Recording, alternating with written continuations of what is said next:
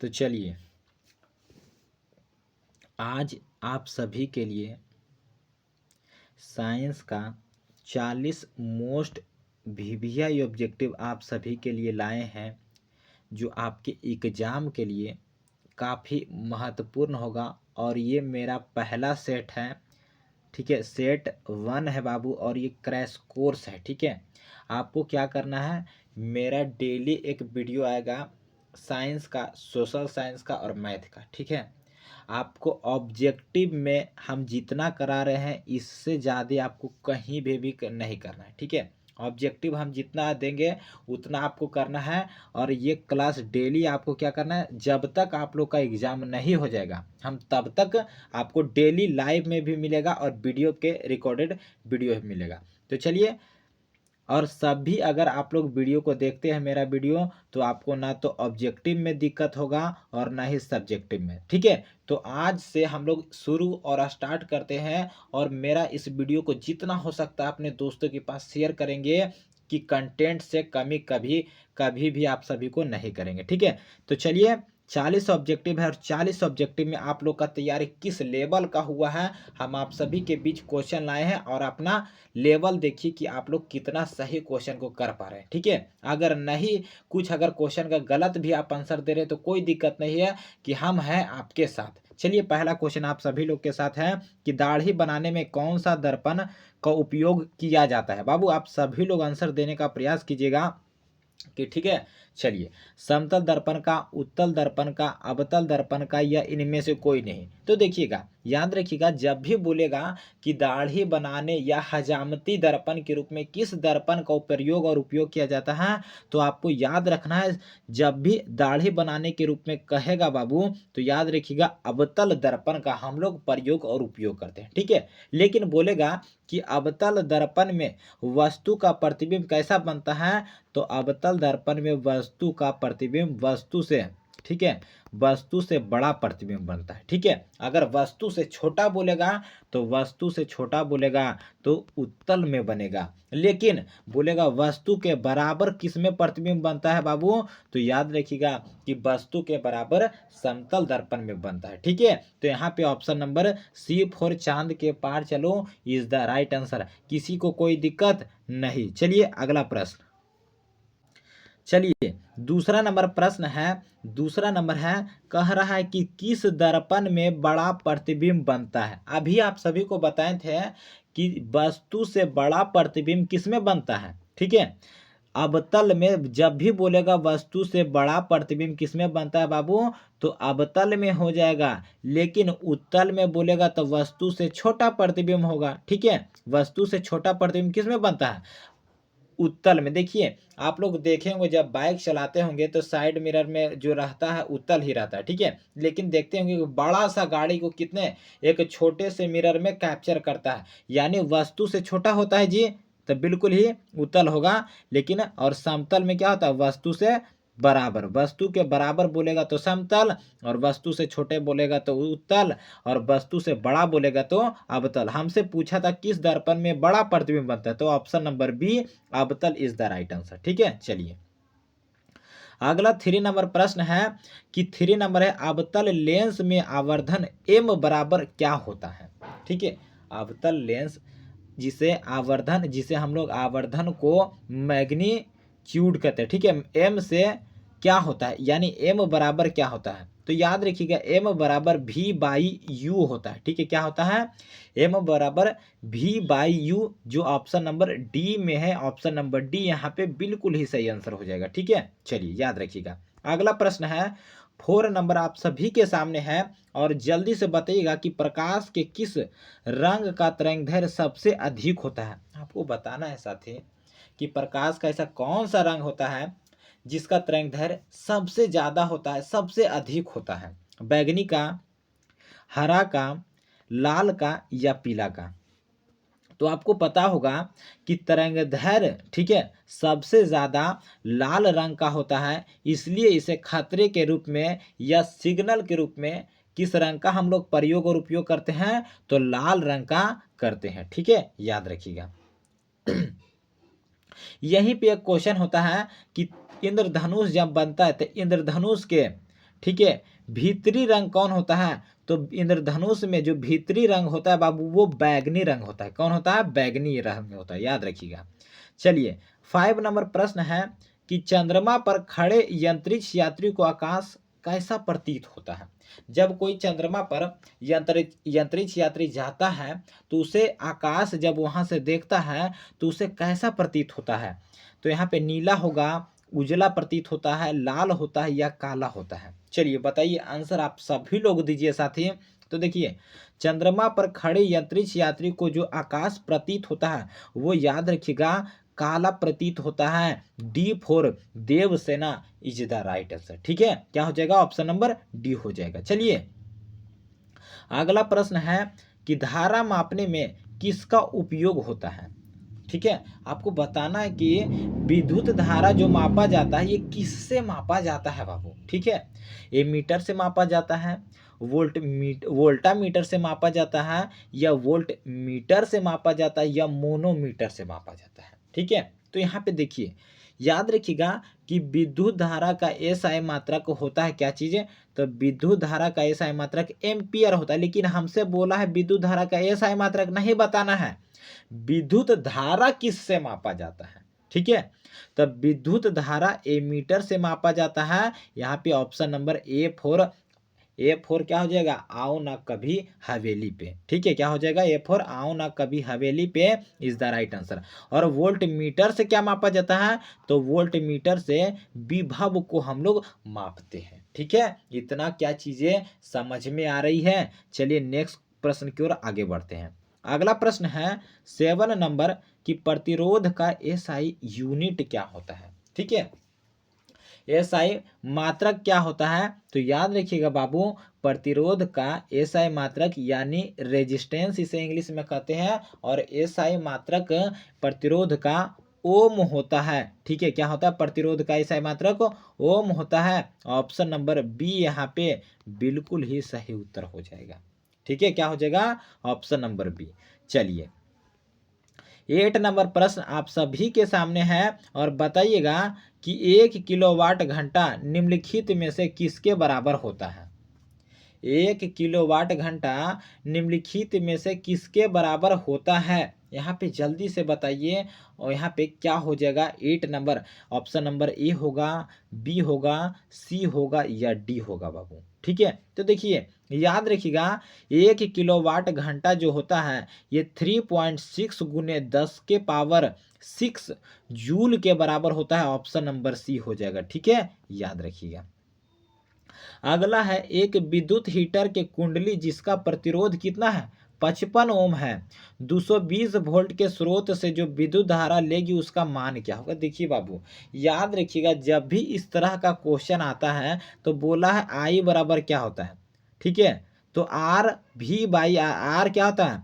या भी by are होता है। आई बराबर भी ठीक है, भी बाई आर होता है। आई बराबर भी बाई आर। तो भी यहाँ पे विभवांतर वोल्ट का मान कितना है जी? 220 है। और धारा यहाँ पे रेजिस्टेंस का मान कितना है? 55 ओम है। 55 चौक कितना हो जाएगा? 4 एम्पियर। यानी ऑप्शन नंबर ए यहाँ पे बिल्कुल ही सही आंसर हो जाएगा। जितने भी स्टूडेंट ऑप्शन नंबर ए लगा रहे हैं 4 ओम, 55 को जब 4 से काटेंगे तो 220 होगा। यहाँ पे 4 ampere is the right answer. चलिए 10 नंबर प्रश्न है बाबू, बताइएगा कि किसी कुंडली का प्रतिरोध ज्ञात करने का जो सूत्र होता है वो क्या होता है? ठीक है, किसी कुंडली का प्रतिरोध ज्ञात करने का सूत्र क्या होता है? तो याद रखिएगा कि रेजिस्टेंस बराबर भी बाई आई होता है। ठीक है, क्या होता है? भी बाई आई होता है। भी बाई आई कहाँ है जी? भी बाई आई ऑप्शन नंबर सी में है। भी से विभवांतर, आई से विद्युत धारा। भी से क्या होता है? विभवांतर हो जाएगा, और आई से विद्युत धारा हो जाएगा, आर से क्या हो जाएगा? प्रतिरोध रेजिस्टेंस हो जाएगा। ठीक है, चलिए बाबू अगला प्रश्न है 11 नंबर कि डायनेमो से किस प्रकार की धारा प्राप्त होती है?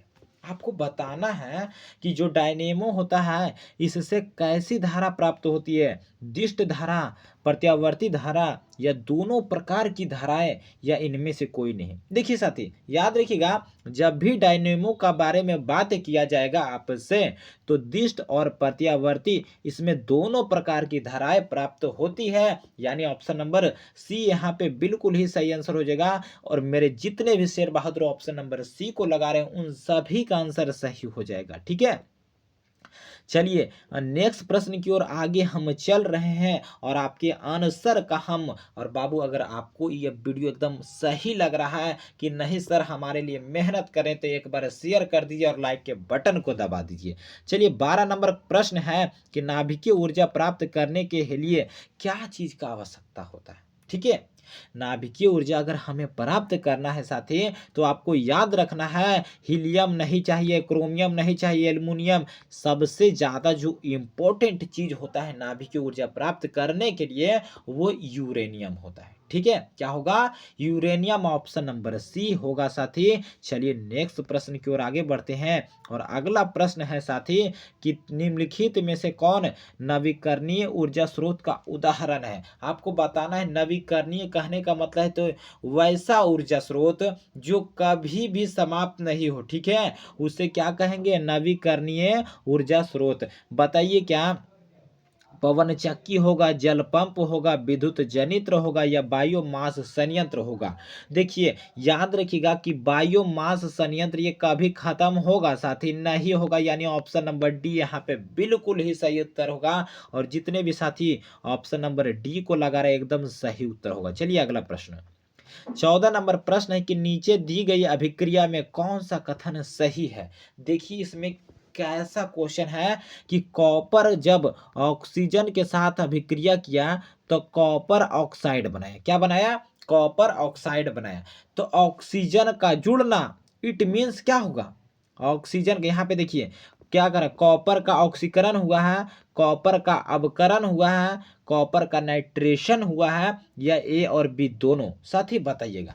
देखिए बताए थे ऑक्सीजन का जुड़ना और इट मीन्स क्या होगा? ऑक्सीकरण। कॉपर का ऑक्सीकरण हुआ है कि नहीं जी? देखिए कॉपर के साथ ऑक्सीजन जुटा है, यहाँ पर अलग, यहाँ पे कॉपर अलग था, यहाँ पे ऑक्सीजन अलग था, और यहाँ पे क्या हुआ कि कॉपर के साथ ऑक्सीजन जुट गया, यानी कॉपर का ऑक्सीकरण हुआ है मेरे साथी। ठीक है, ऑप्शन नंबर ए सही उत्तर होगा।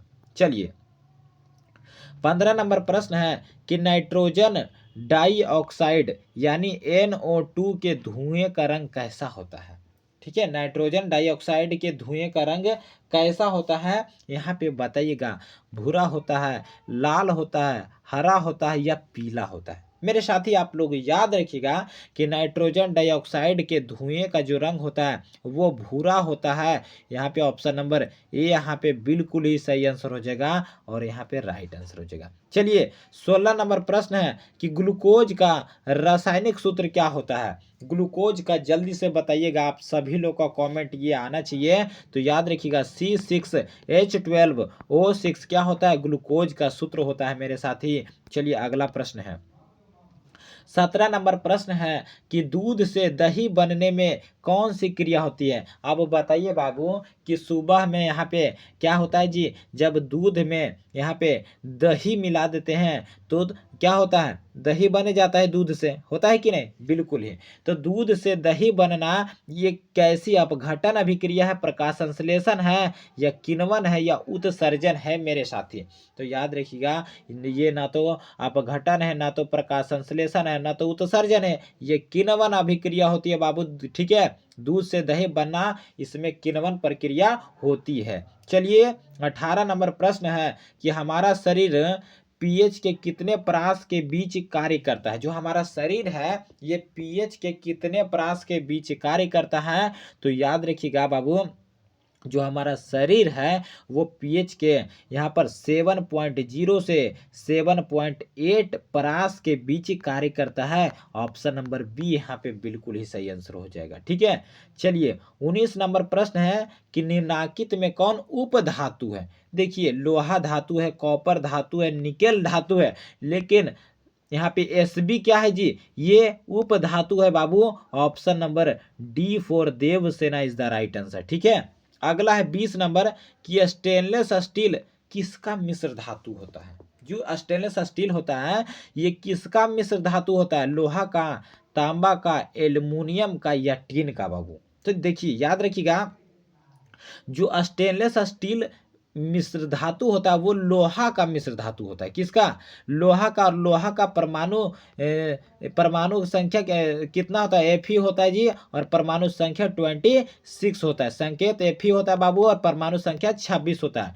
चलिए अगला है 21 नंबर कि शुद्ध सोना कितने कैरेट का होता है? ठीक है, आपको बताना है बाबू कि शुद्ध सोना कितने कैरेट का होता है। तो आपको पता होगा कि शुद्ध सोना 24 कैरेट का होता है। लेकिन गहना जो होता है वो कितने कैरेट का होता है? तो गहना जो बनाया जाता है वो 22 कैरेट का होता है। ठीक है, याद रखिएगा। चलिए अगला है फ्लोरीन अपरूप है। फ्लोरीन किसका अपरूप होता है बाबू? तो याद रखिएगा, फ्लोरीन ये कार्बन का अपरूप होता है, और कार्बन की परमाणु संख्या 6 होता है। इसका इलेक्ट्रॉनिक विन्यास 2 और 4 होता है। ठीक है, याद रखिएगा मेरे साथी। चलिए अगला प्रश्न है 23 नंबर कि CnH2n+2 किसका सामान्य सूत्र होता है? आप सभी को बताना है। ये जो सामान्य सूत्र होता है ये अल्काइन का होता है, एल्कीन का होता है, एल्केन का होता है, या प्रोपाइल का होता है। मेरे साथी आप सभी लोग को याद रखना है कि CnH2n+2 जो होता है ये एल्केन का सामान्य सूत्र होता है, और CnH2n, ठीक है, ये एल्कीन का होता है। ये आपको याद रखना है मेरे साथी। और -2 हो जो होता है वो एल्काइन का। ठीक है, आप सभी को ये सभी क्वेश्चन याद रखना है। चलिए अगला है 24 नंबर प्रश्न कि बेंजीन का अनुसूत्र क्या होता है? तो याद रखिएगा कि बेंजीन का जो अनुसूत्र होता है वो C6H6 होता है। ऑप्शन नंबर सी हो जाएगा। चलिए यहाँ पे तेजी से करा देते, थोड़ा सा टाइम का यहाँ पे मैनेजमेंट कर रहा है। ठीक है, 25 नंबर क्वेश्चन है कि आवर्त सारणी के उदग्र स्तंभों को क्या कहा जाए? देखिए बाबू, आवर्त सारणी में एक उदग्र होता है जिसे हम लोग क्या कहते हैं, और एक पड़ा होता है। ठीक है, एक खड़ा होता है, एक पड़ा होता है। तो खड़े वाले स्तंभ को हम लोग वर्ग कहते हैं, और पड़े वाले स्तंभ को आवर्त कहते हैं बाबू। और वर्ग की संख्या 18 होता है, आवर्त की संख्या 7 होता है। ठीक है, हमसे पूछा उदग्र स्तंभों को कहा किया जाता है? तो उदग्र स्तंभों को वर्ग कहा जाता है, वर्ग की संख्या 18 होता है। ठीक है, याद रखिएगा। चलिए 26 नंबर प्रश्न है कि अक्रिय तत्व कौन होता है? देखिए अक्रिय तत्व आपको याद रखना है कि helium, neon, argon, krypton, radon और जेनॉन ये सभी क्या है? अक्रिय तत्व है। कार्बन नहीं है, सोना नहीं है, हाइड्रोजन है। Helium, neon, argon, krypton, radon और जेनॉन ये सभी अक्रिय तत्व है बाबू, निष्क्रिय तत्व है। तो ऑप्शन नंबर बी यहाँ पे बिल्कुल ही सही आंसर हो जाएगा। चलिए अगला प्रश्न है 27 नंबर कि ऑक्सीन क्या है? आपको बताना है मेरे प्यारे, मेरे श्रेणियों कि ऑक्सीन क्या है? वसा है, एंजाइम है, हार्मोन है, या कार्बोहाइड्रेट है? तो देखिए याद रखिएगा कि ऑक्सीजन जो है ये एक प्रकार का आपको हार्मोन है। क्या है? एक प्रकार का क्या है जी? हार्मोन है। आपको याद रखना ऑप्शन नंबर सी। चलिए 28 नंबर प्रश्न है कि आहार नाल का सबसे लंबा भाग कौन होता है मेरे प्यारे? देखिए आहार नाल का जो लंबाई टोटल होता है वो कितना होता है? आपको कमेंट में बताना है। ठीक है, आपको आहार नल का जो लंबाई होता है वो 28 से 30 मीटर होता है। ठीक है, क्या होता है?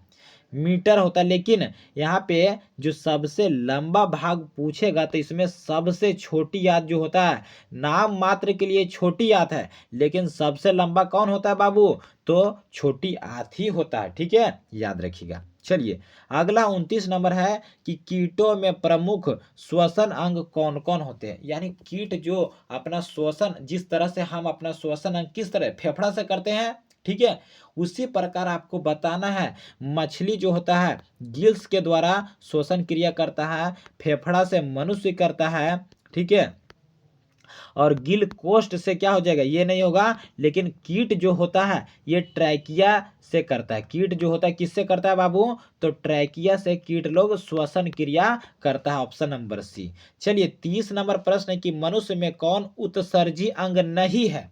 ठीक है, उत्सर्जी अंग इसमें से कौन नहीं है? ठीक है, तो बताना है। फेफड़ा होगा, यकृत होगा, अग्नाशय या वृक्क? देखिए उत्सर्जी अंग मतलब जिससे हम उपापचयी क्रियाएं करते हैं उसे उत्सर्जी अंग कहते हैं। तो देखिए उत्सर्जी अंग में यहाँ पे कौन नहीं पूछा, उत्सर्जी अंग नहीं। ठीक है, तो 30 का आंसर आप सभी लोग दीजिएगा। फेफड़ा देखिए उत्सर्जी अंग है, यकृत भी है, वृक्क भी है, लेकिन अग्नाशय ये क्या है, उत्सर्जी अंग नहीं है मेरे साथी, ऑप्शन नंबर सी। चलिए 31 नंबर है कि क्लोरोफिल वर्णक का कैसा। अब देखिए बाबू, क्लोरोफिल आपको पता होगा कि क्लोरोफिल के कारण ही पत्तियां का रंग कैसा होता है, हरा होता है। तो क्लोरोफिल वर्णक का जो रंग होता है वो हरा होता है। ठीक है, चलिए अगला प्रश्न है 32 नंबर कि इंसुलिन की कमी के कारण कौन सा रोग होता है। देखिए बाबू, जब भी किसी को इंसुलिन की कमी हो जाता है तो उसके कारण क्या होता है, इंसुलिन की कमी के कारण मधुमेह रोग होता है, जिसे हम लोग चीनिया बीमारी कहते हैं, डायबिटीज कहते हैं, शुगर कहते हैं इसे ही। ठीक है, ऑप्शन नंबर बी यहाँ पे सही उत्तर हो जाएगा। चलिए नेक्स्ट प्रश्न की ओर आगे बढ़ते हैं और अगला प्रश्न है कि रक्त में आयरन की कमी से कौन सा रोग एक रोग हो जाता है। तो देखिए, जब भी याद रखिएगा कि रक्त में किसी भी व्यक्ति के रक्त में अगर आयरन की कमी हो गया है तो उसकी कमी से जो रोग होगा वो आपको याद रखिएगा मेरे साथी, वो एनीमिया रोग हो जाता है। तो बेहतर याद रखिएगा, एक शायरी है कि बेहतर से बेहतर की तलाश करो, मिल जाए नदी तो समंदर की तलाश करो। ठीक है, मिल जाए नदी तो समंदर की तलाश करो, टूट जाता है शीशा पत्थर की चोट से, ऐसा शीशा बनो कि पत्थर टूट जाए। ठीक है बाबू, ऐसा मेहनत करना है कि बेहतरीन से बेहतरीन 450 प्लस का टारगेट है बाबू, इस बार बेहतरीन अपने माता पिता के सपनों को साकार करना है। चलिए अगला प्रश्न की ओर आगे बढ़ते हैं। 34 नंबर प्रश्न है कि मानव में डायलिसिस थैली जो होती है ये कौन होता है, नेफ्रॉन होता है, न्यूरॉन होता है, माइटोकॉन्ड्रिया होता है, या इनमें से कोई नहीं। ठीक है, तो देखिए मानव में जो डायलिसिस थैली होती है साथी वो नेफ्रॉन होता है। ठीक है, क्या होता है, नेफ्रॉन होता है। यहाँ पे ऑप्शन नंबर ए सही उत्तर हो जाएगा। चलिए अगला प्रश्न है 35 नंबर कि पुष्पी पौधे में लैंगिक जनन किसके द्वारा होता है। जो जिस पौधे में फूल होता है बाबू, जो फूल होता है वो लैंगिक जनन किसके द्वारा करता है, पत्ती के द्वारा करता है, तना के द्वारा करता है, फूलों के द्वारा करता है, या बीज के द्वारा करता है। तो आपको दिमाग जैसे ही पुष्पी पौधा देगा तो ये फूल के द्वारा ही क्या करता है, लैंगिक जनन क्रिया करता है। ऑप्शन नंबर सी यहाँ पे बिल्कुल ही सही आंसर होगा मेरे साथी। क्या आपको मजा लग रहा है, एक बार लाइक के बटन को दबा देंगे। ठीक है, चलिए अगला प्रश्न है 36 नंबर प्रश्न है कि मुकुलन द्वारा प्रजनन किसमें होता है। बाबू आप लोग बताइएगा कि जो मुकुलन होता है, मुकुलन द्वारा जो प्रजनन होता है वो अमीबा में होता है, ईस्ट में होता है, मलेरिया में होता है, या पैरामीशिया में। तो साथ ही आप लोग याद रखिएगा कि मुकुलन द्वारा जो प्रजनन होता है बाबू ये ईस्ट में होता है। Option number B for Baahubali is the right answer. ठीक है, बी फोर क्या हो जाएगा, Baahubali is the right answer. चलिए साथी 37 नंबर प्रश्न है कि प्राकृतिक चयन का सिद्धांत किसने दिया है। प्राकृतिक चयन का सिद्धांत किसने दिया था बाबू, लेमार्क, अरस्तु, डार्विन, या सस्पेंसर ने। कि रख हौसला वो मंजर भी आएगा, प्यासे के पास चलकर खुद समंदर भी आएगा, और थक कर ना बैठे में मेरे मंजिल के मुसाफिर, क्योंकि मंजिल भी मिलेगा और मिलने का मजा भी आएगा। मेरे साथी आप लोग मेहनत करते रहिए, जी जान लगाते रहिए। यहाँ पे 37 का याद रखिएगा, प्राकृतिक चयन का सिद्धांत जो दिए थे वो डार्विन था। यहाँ पे ऑप्शन नंबर सी सही उत्तर हो जाएगा। चलिए नेक्स्ट प्रश्न की ओर आगे बढ़ते हैं। 38 नंबर प्रश्न की द ओरिजिन ऑफ स्पीसीज नामक पुस्तक किसने लिखा था। तो याद रखिएगा द ओरिजिन ऑफ स्पीसीज नामक पुस्तक को डार्विन ने लिखा था। 39 नंबर प्रश्न है अपघटक का उदाहरण कौन है। अपघटक मतलब होता है जो सड़ गल जाता है, उन चीजों को सड़ा गला करके क्या करना, उसको खाद में बनाना। ये किसका, कवक का काम होता है, गाय का, बाघ का, घास का। तो ये काम जो होता है बाबू कवक का काम करता है। अपघटक का जब भी नाम आएगा तो आपको कवक पे लगाना है, और कवक में इसका कोशिका भित्ति किसका बना होता है, तो कवक का कोशिका भित्ति काइटिन का बना होता है। मेरे साथी एकदम रगड़ देना है बेहतरीन से, इस बार बेड़ा पार कर जाना है। ठीक है, चलिए 40 नंबर प्रश्न कि टिहरी बांध का निर्माण किस प्रदेश में किया गया। तो साथी हम 40 का 40 ऑब्जेक्टिव को क्लियर कर चुके हैं। तो आपका आज का सेशन आप सभी को कैसा लगा है हमें कमेंट करके जरूर बताइएगा। 40 का ऑप्शन नंबर याद रखिएगा, टिहरी बांध का जो निर्माण है आपको ऑप्शन बताना है। इसका ऑप्शन नंबर ए होगा, बी होगा, सी होगा या डी होगा। देखते हैं कि इस प्रश्न का आंसर आप लोग को कमेंट बॉक्स में करना है। तो चलिए आज के लिए इतना ही, फिर मिलेंगे नेक्स्ट वीडियो में। तब तक के लिए धन्यवाद। जय हिंद, जय भारत। आप लोग तैयारी करते रहिए और हम फिर मिलेंगे नेक्स्ट वीडियो में बहुत ही बेहतरीन शानदार सेशन के साथ। जब तक के लिए धन्यवाद। जय हिंद।